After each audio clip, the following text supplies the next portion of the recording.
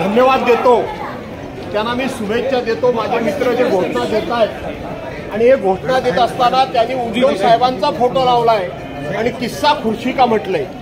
मी माझे मित्र भरत गोगावले आणि त्यांच्या सर्व सहकार्यांना धन्यवाद देतो की त्यांना जाणीव झालेली आहे की 2022 साली आम्ही उद्धव साहेबांचं सरकार पाडलं, त्याचा त्यांना पश्चाताप होतोय आणि म्हणून त्यांनी उद्धव साहेबांचा फोटो लावून आपल्या नेत्यांना ते सांगतायत की किस्सा खुर्ची का, म्हणजे ही खुर्ची पुन्हा उद्धव साहेबांना द्या असं शिंदे गटाचे लोक सांगतायत। त्याबद्दल मी त्यांना धन्यवाद देतो। पण 12 भानगडी म्हटलेले 12 भानगडी म्हटलं, त्यांच्या नेत्यांच्या 12 भानगडी त्यांच्या लक्षात आल्या म्हणून उद्धव साहेबांना खुर्ची द्या असं ते म्हणतात। पण फोटो अर्थ वेगळा लावू नका। उद्धव साहेबांना खुर्चीवर त्यांनी बसवलंय, याचा अर्थ 12 भानगडी त्यांच्या नेत्यांच्या आहेत म्हणून पुन्हा उद्धव साहेबांना सन्मानाची खुर्ची द्या असं ते सांगतात, म्हणून त्यांना मी धन्यवाद।